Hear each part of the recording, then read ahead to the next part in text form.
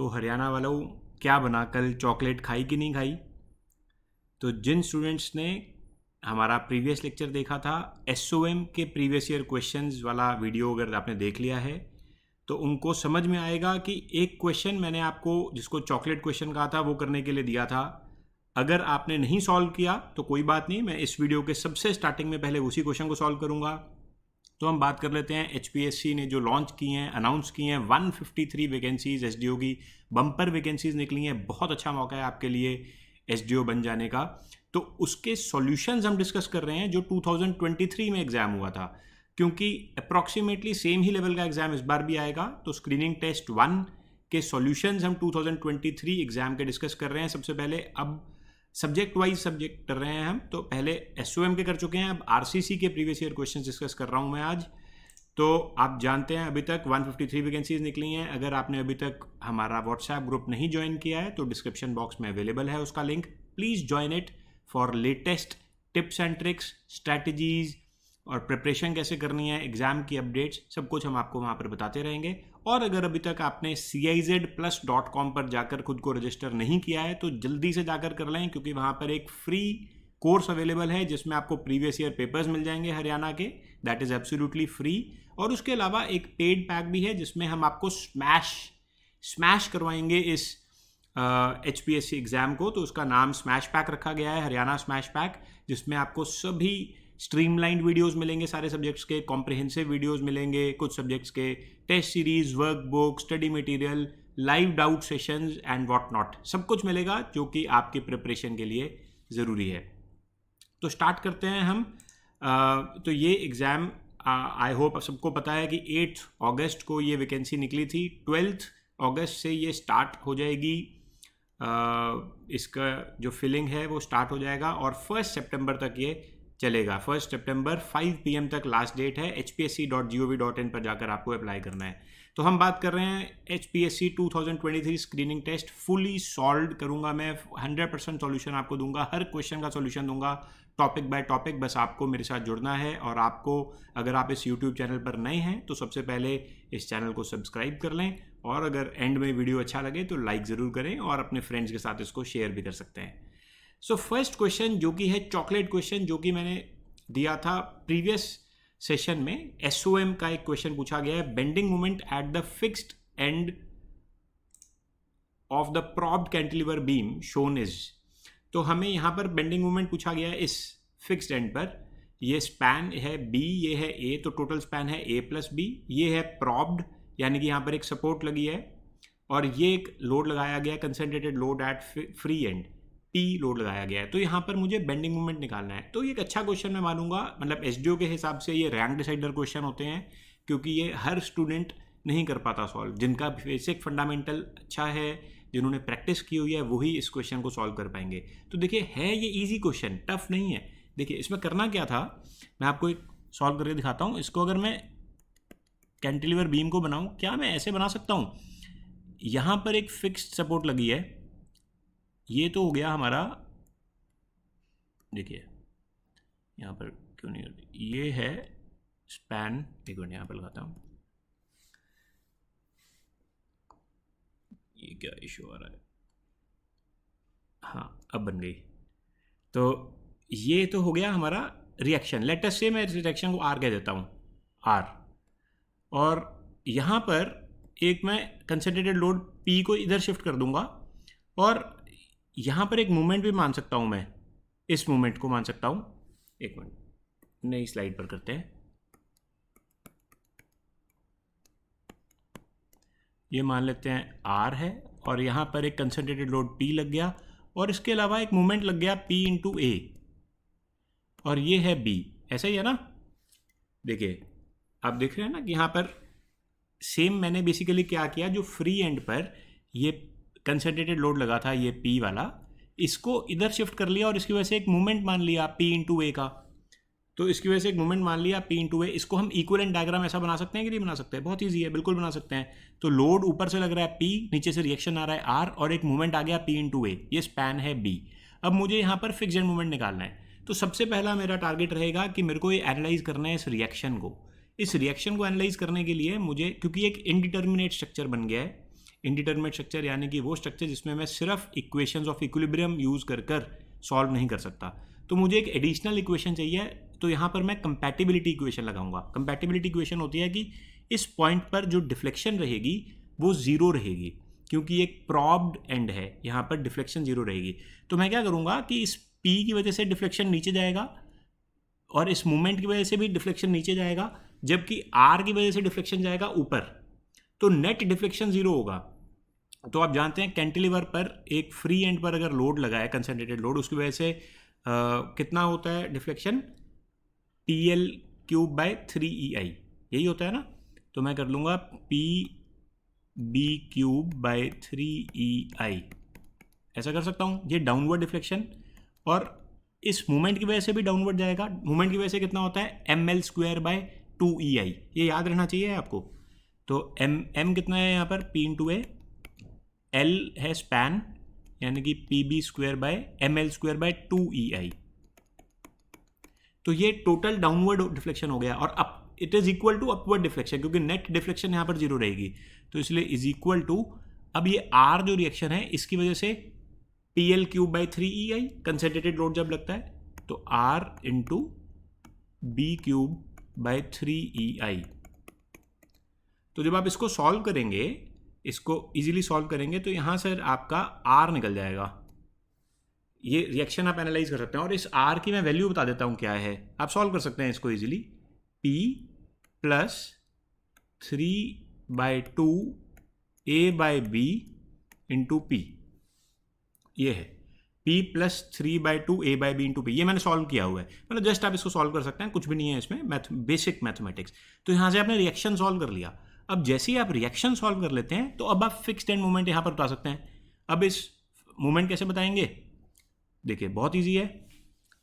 जो ऊपर को जा रहा है मूवमेंट, R की वजह से ऊपर जा रहा है, तो क्या कर लेंगे, फिक्स्ड एंड मोमेंट जो होगा, FEM लिख लेता हूँ, fixed end moment will be equal to R×B, ये तो चला गया ऊपर, माइनस P की वजह से नीचे जाएगा, P×B माइनस P×A, सिंपल। तो अब R की वैल्यू इसमें पुट करते हैं, कितना हो जाएगा, PB+3AP/2, B से B कैंसिल हो जाएगा, माइनस PB माइनस PA, तो ये PB से PB कैंसिल, तो अल्टीमेटली कितना बच गया, PA/2, तो फिक्स्ड मोमेंट आ जाएगा PA/2। बस ये देखिए ऑप्शन सी आ गई करेक्ट। तो ये क्वेश्चन इजी था। यहाँ पर ना स्टूडेंट्स डर जाएंगे कि अरे आ क्या गया, प्रॉप्ड कैंटिलीवर आ गया, इनडिटरमिनेट स्ट्रक्चर पूछ लिया। तो आप इसको स्ट्रक्चरल एनालिसिस का क्वेश्चन भी मान सकते हो, क्योंकि ये स्ट्रक्चर एनालिसिस में इनडिटरमिनेट स्ट्रक्चर सॉल्व करवाते हैं। तो इसमें बेसिकली आपको क्या करना था, कंपैटिबिलिटी इक्वेशन यूज़ करनी थी।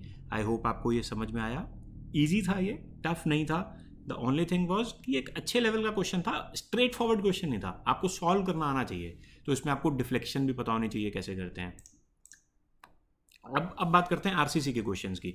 Limiting movement of singly reinforced RCC beam of size 300 mm by 550 mm effective depth reinforced with Fe415 steel and M25 concrete is dash kilonewton metre. तो हमारे पास 4 ऑप्शंस हैं। तो हम इसमें लिमिटिंग MOR पूछा गया है। तो लिमिटिंग MOR बहुत स्ट्रेट फॉरवर्ड क्वेश्चन है। हम जानते हैं MOR होता है किसके बराबर है, this is equal to 0.138 FCK/BD²। बस इंपॉर्टेंट बात क्या ध्यान रखनी है, 0.138 होता है करस्पॉन्डिंग टू Fe415। ये Fe415 के करस्पॉन्डिंग होता है। मैं कलर चेंज कर लिख देता हूँ यहाँ पर, ये Fe415 के करस्पॉन्डिंग है। अगर ये Fe कुछ और होता है तो ये 0.133 FCK/BD² भी हो सकता था। ये कब होता है, Fe500 के करस्पॉन्डिंग। और ये 0.148 FCK/BD² भी हो सकता था Fe250 के करस्पॉन्डिंग। तो क्योंकि हमें क्वेश्चन में Fe415 बोला गया है, तो मैं 0.138 FCK/BD² कर दूंगा। तो इसको मैं इजीली सॉल्व कर सकता हूँ। देखिए कैसे, MOR कितना हो जाएगा, 0.138, FCK कितना है 25, B कितना है, B है यानी कि विड्थ 300 और D है 550। तो 300 × 550 का स्क्वायर, इंटू 10⁻⁻6 करना मत भूलना, तभी किलो न्यूटन मीटर बनेगा ये। ठीक है, तो जब आप इसको सॉल्व करेंगे तो इसका आंसर आ जाएगा option A 313.1 kilo newton metre. बहुत ईजी, बस आपको 0.138 FCK/m² याद रहना चाहिए। Next question, the characteristic load is that load which has a %% probability of not being exceeded during the life of the structure। तो बहुत इजी, इसका करेक्ट आंसर है 95%। कैरेक्टरिस्टिक लोड क्या होता है? वो लोड जिससे ज़्यादा, मतलब जिससे ज़्यादा एक्सीड नहीं होगा। 95% प्रोबेबिलिटी है कि जो एक्चुअल लोड आएगा वो कैरेक्टरिस्टिक लोड से कम ही रहेगा। सिर्फ 5% प्रोबेबिलिटी है कि वो उससे भी ज़्यादा आ जाएगा। तो characteristic load is that load which has a 95% probability of not being exceeded during the design life। तो अपनी डिज़ाइन लाइफ में 95% चांस यही रहेगा कि जो एक्चुअल स्ट्रक्चर पर लोड आएगा वो कैरेक्टरिस्टिक लोड से कम होगा। तो ये होता है कैरेक्टरिस्टिक लोड। अब जो डिज़ाइन लोड होता है ना, design load is equal to characteristic load multiplied by partial factor of safety. मतलब हम partial factor of safety characteristic load पर लगाते हैं, तब हमें डिज़ाइन लोड मिलता है। आई होप ये बहुत easy, simple, straightforward question था। Next, the development length LD in tension for reinforced concrete is given by. तो ये भी बहुत स्ट्रेट फॉरवर्ड क्वेश्चन। ये तो मैं रिकमेंड करूंगा कि आपको फॉर्मूला बाय हार्ट याद होना चाहिए, 5 sigma S by 4 tau BD। अगर आपको इसका एक्सप्लेनेशन देखना तो भी मैं सिंपल सा बता देता हूँ कि मान लो कि ये है कंक्रीट और इसके अंदर आपने ये स्टील बार डाली हुई है, स्टील बार डाली है ऐसे।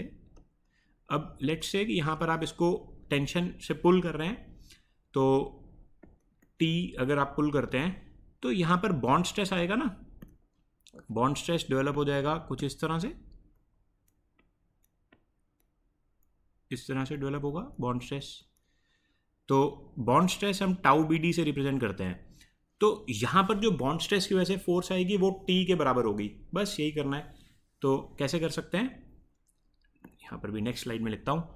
तो जो टाउ BD लग रहा है, मतलब जो बॉन्ड स्ट्रेस लग रहा है, वो सर्कमफ्रेंशियल एरिया पर लग रहा है। तो सर्कमफ्रेंशियल एरिया कितना हो जाएगा, टाउ BD मल्टीप्लाइड बाय इसका सर्कमफ्रेंस कितनी होती है, pi D multiplied by LD। ये सर्कमफ्रेंशियल एरिया हो गया ना। LD क्या है, ये है LD डेवलपमेंट लेंथ, ये LD है। तो टोटल एरिया कितना हो गया, pi D into LD multiplied by tau BD, this is equal to T। अब T कितना है, 0.87 FY इंटू पाई D स्क्वायर बाय 4। तो यहाँ से ये 0.87 FY को आप सिग्मा S लिख लो। तो यहाँ से जब आप देखेंगे ना तो LD जो बनकर आएगा वो आ जाएगा 5 sigma S by 4 tau BD। ये 5 क्या है, D है डायमीटर। तो ये यहाँ से डिराइव हो जाता है। तो जस्ट आपको डेरिवेशन भी पता होना चाहिए, मैंने जल्दी से बता दिया डेरिवेशन, बट ये मैं रिकमेंड करूंगा कि आप याद रखें क्योंकि बहुत इंपॉर्टेंट फॉर्मूला है, 5 sigma S by 4 tau BD। एक और क्वेश्चन करूंगा, इक्विवेलेंट शियर फोर्स। देखिए आई होप आपको मज़ा आ रहा है लेक्चर, अगर मज़ा आ रहा है तो इस वीडियो को लाइक ज़रूर कर देना बॉस। और लाइक के अलावा आप डिस्क्रिप्शन बॉक्स में दिए गए व्हाट्सएप ग्रुप को ज़रूर ज्वाइन कर लें, क्योंकि लाइक करने से ना हमारा भी एक हौसला, मोटिवेशन, मुझे भी मोटिवेशन मिलेगा कि हाँ यार कोई देख रहा है, अच्छा लग रहा है लोगों को, ऐसे ही नहीं मैं कुछ फालतू में बना रहा, मेहनत कर रहा। ठीक है, तो अगर आप लाइक करेंगे तो I will also feel good. Okay, equivalent shear force of RCC beam of 300 by 600 mm subjected to shear force of 120 kN, bending moment 150 kN and torsion moment 40 kN is dash kN। तो अब हमें यहाँ पर equivalent shear force निकालनी है। तो बहुत easy, IS 456-2000 में डायरेक्ट फॉर्मूला गिवन है, it can also be derived. तो हम क्या करते हैं, जब टॉर्जन मोमेंट होता है तो हम इक्विवेलेंट शियर फोर्स निकाल लेते हैं। तो V equivalent is equal to जो शियर फोर्स एक्चुअल आ रही है V plus 1.6 T divided by B। ये आपको जरूर याद रहना चाहिए, ये formula, this formula has to be learned. अब इसमें क्या है कि जो V है वो तो है डायरेक्ट शियर फोर्स, मतलब वो तो आ रही है 120 kN और 1.6 मल्टीप्लाइड बाय, अब टॉर्जन कितना है 40 kN डिवाइडेड बाय B यानी कि विड्थ ऑफ बीम। तो विड्थ है 300 mm, तो इसको मीटर्स में डालना है, यानी कि 0.3 मीटर्स में डालूंगा तो ये बन जाएगा 333.33 kN। तो इसलिए इसका आंसर दोस्तों बन गया ऑप्शन ए। तो आई होप आपको ये समझ में लगा, सिंपल क्वेश्चन था, ऐसा नहीं था, but the only thing was जिसको ये फॉर्मूला याद होगा वो तो चुटकियों में कर देगा, नहीं तो बाकी देखते रह जाएंगे इधर उधर कि क्या कर रहे हैं, क्या करें। ठीक है, तो इसके साथ ही दोस्तों मैंने आरसीसी के जो क्वेश्चंस पूछे गए थे 2023 एग्जाम में वो कवर अप कर लिए हैं। नेक्स्ट वीडियो हम जल्दी बनाएंगे जिसमें एक नेक्स्ट सब्जेक्ट को मैं लेकर आऊँगा और 2023 के प्रीवियस ईयर क्वेश्चंस को हम डिस्कस करेंगे। पर उससे पहले आई होप आपने हमारा व्हाट्सएप ग्रुप ज्वाइन कर लिया, जो कि जिसका लिंक डिस्क्रिप्शन बॉक्स में गिवन है। और इसके अलावा CIZplus.com पर जाकर या फिर आप CIZ Plus का एंड्रॉयड ऐप इंस्टॉल कर सकते हैं, जिसमें आप हरियाणा HPSC SDO सिविल का स्मैश पैक ज्वाइन कर सकते हैं और हमारे साथ जुड़ सकते हैं और अपनी प्रिपरेशन को बहुत अच्छा बना सकते हैं। So thank you very much for watching this video.